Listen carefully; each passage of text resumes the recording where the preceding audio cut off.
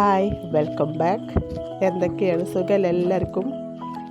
നമുക്ക് എൻ്റെ വിശേഷങ്ങളൊക്കെ ഒന്ന് കണ്ടു നോക്കിയാലോ. ഞാനിന്നൊരു യാത്ര പോകാനുള്ള തയ്യാറെടുപ്പിലാണ്. പോകാനാവുമ്പോഴേക്കും നമ്മുടെ ഫുഡൊക്കെ റെഡിയാക്കണം. നമുക്ക് നോക്കാം. താറാവുകളൊക്കെ അവരുടെ പ്രഭാത ഭക്ഷണം കഴിക്കുന്ന തിരക്കിലാണ് കേട്ടോ. അവർ കഴിക്കട്ടെ, നമുക്ക് നമ്മുടെ ഫുഡ് റെഡിയാക്കാം. വീട് ക്ലീൻ ആക്കാനുണ്ട്. ഒക്കെ കഴിഞ്ഞിട്ട് വേണം നമുക്ക് യാത്ര പോവാൻ. നോക്കാം. ഇന്ന് വെണ്ടക്ക കറിയാണ് കേട്ടോ. അതുപോലെ വാഴക്കൊണ്ടൊരു ഉപ്പേരി, കിഴങ്ങുകൊണ്ടൊരു ഫ്രൈ കേട്ടോ. കുട്ടികൾക്ക് ഇഷ്ടമാണ്. കുറച്ച് വെളിച്ചെണ്ണ ഒഴിച്ചുകൊണ്ട് മഞ്ഞൾപ്പൊടി, മുളക് പൊടി, ഉപ്പ് ചേർത്തിട്ട് അതിലിട്ട് കിഴങ്ങ് വറുത്തെടുക്കുക കേട്ടോ. അല്ലാതെ കുറേ ഓയിൽ ഒഴിച്ചിട്ട് അതിൽ മുക്കി പൊരിക്കല്ല. ഇങ്ങനെയാണ് ഉണ്ടാക്കുന്നത്. പിന്നെ പപ്പടം പൊരിക്കുന്നുണ്ട്. പിന്നെ ഉണ്ടാക്കുന്നത് വെണ്ടക്ക കറിയാണ്.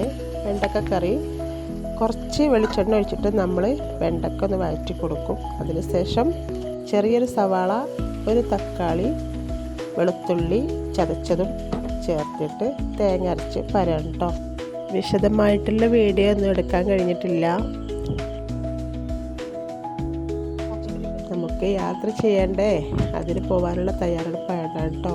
തേങ്ങ അരച്ച് പാർന്നിട്ട് ചെറുതായിട്ടൊന്ന് തിളച്ച് വരണം കേട്ടോ. ഒരു 3-4 പച്ചമുളകും കൂടി ഞാൻ ഈ സമയത്ത് ചേർത്തിട്ടുണ്ട്. ചെറുതായിട്ട് തിളച്ച് വന്നിട്ടുണ്ട്. ഇനി നമുക്ക് തീ ഓഫ് ചെയ്യാം, അടച്ചു വെക്കാം.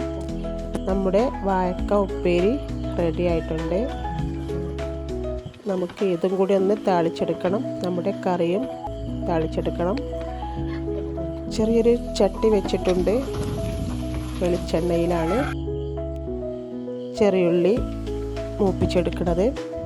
ഇനി കുറച്ച് കറിവേപ്പില ഇട്ട് നമുക്ക് നമ്മുടെ ഉപ്പേരിയിൽ ഒഴിക്കാം. വാഴക്ക ഉപ്പേരി ഞങ്ങൾ അങ്ങനെയാണ് പറയുന്നത് കേട്ടോ. നിങ്ങളൊക്കെ എന്താണ് പറയുന്നത്? കായ ഉപ്പേരിയെന്നോ എങ്ങനെയൊക്കെയാണെന്ന് അറിയില്ല. നമുക്ക് ഉപ്പേരിയിൽ ഒഴിച്ചു കൊടുക്കാം. നന്നായിട്ട് ഇളക്കിയെടുക്കണം. ചട്ടി വീണ്ടും വെച്ച് ഞാൻ കറി താളിച്ചൊഴിക്കാനുള്ള വെളിച്ചെണ്ണ ഒഴിച്ചെടുത്തിട്ടുണ്ട്. നമ്മുടെ ഉപ്പേരിയൊക്കെ ഒന്ന് ഇളക്കി മറിച്ച് സെറ്റാക്കി വെച്ചിട്ടുണ്ട്. കടുകിട്ട് കൊടുക്കാം.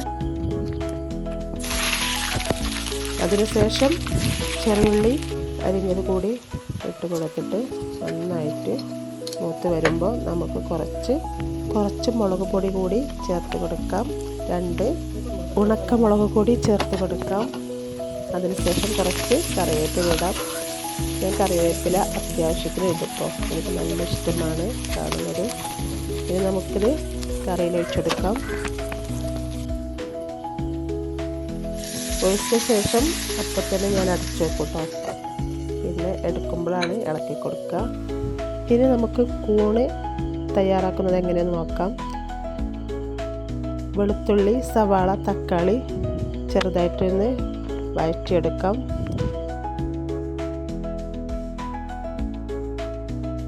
ഇനി ഇതിലേക്ക് നമുക്ക് ഉപ്പ് ചേർക്കാം, മഞ്ഞൾപ്പൊടി, മുളക് പൊടി നന്നായിട്ടൊന്ന് ഇളക്കി കൊടുക്കാം. ഞാൻ പച്ചക്കറി ഐറ്റംസ് ഉണ്ടാക്കുമ്പോൾ മീൻ, ഇറച്ചി അങ്ങനത്തെ ഒന്നും വാങ്ങൂല കേട്ടോ. അപ്പോൾ കുട്ടികൾ ഇതൊന്നും കഴിക്കൂല. അവർക്ക് ഇതിനൊരു ചൊയം പുളിയൊക്കെ ഇക്കാരം. അപ്പോൾ അവർ ഇത് കഴിക്കില്ല. ഇറച്ചി മീനും വാങ്ങുമ്പോൾ പച്ചക്കറിയും ഉണ്ടാക്കൂല കേട്ടോ. നമുക്ക് കുറച്ച് ചിക്കൻ മസാലയും മല്ലിപ്പൊടിയും കൂടി ചേർത്തെടുക്കാം. നന്നായിട്ട് ഇളക്കി കുറച്ച് കറിവേപ്പില ഇട്ടുകൊടുത്ത് നന്നായിട്ട് ഡ്രൈ ആക്കി എടുക്കണം. ഈ മസാലയൊന്ന് ഡ്രൈ ആയിട്ട് എടുക്കണം.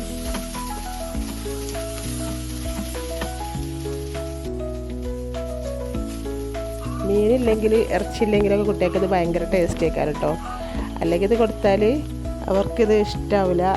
ഭയങ്കര ടേസ്റ്റ് കമ്മി, ചൊയ, പുളി, കയ്പ്പ്, മധുരം അങ്ങനെ നിൽക്കും. അപ്പോൾ ഇതുണ്ടാകുമ്പോൾ നോൺ വെജ് ഒന്നും വാങ്ങൂല കേട്ടോ. നന്നായിട്ട് ഡ്രൈ ആയതിനു ശേഷം നമുക്ക് കൂണിട്ട് കൊടുക്കാം. നന്നായിട്ട് ഇളക്കി മസാലയൊക്കെ എല്ലായിടത്തും എത്രമാതിരി ഇളക്കി കൊടുക്കാം. അതിന് നമ്മുടെ ഈ ചട്ടിയിലിട്ട് ഇളക്കാൻ പറ്റണില്ല. നമുക്ക് കുറച്ചും കൂടി വലിയൊരു ചട്ടി എടുക്കാം. അങ്ങനെ ഒക്കെ ഇളക്കി മറിച്ച് സെറ്റാക്കി നമ്മൾ ചട്ടി മാറ്റിയിട്ടുണ്ട്. ഇതിൽ കിടന്ന് വേവട്ടെ. ഇത്രയേ ഉള്ളൂ ഇന്നത്തെ നമ്മുടെ വിഭവങ്ങൾ. നമ്മുടെ കൂണൊക്കെ റെഡി ആയിട്ടുണ്ട്. ഇനി നമുക്ക് ഫുഡ് കഴിക്കാം.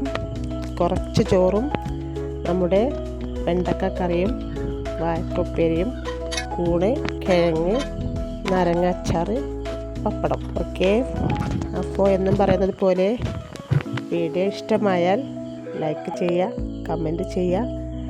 സബ്സ്ക്രൈബ് ചെയ്യാതെ കാണുന്നവരുണ്ടെങ്കിൽ സബ്സ്ക്രൈബ് ചെയ്ത് സപ്പോർട്ട് ചെയ്യുക.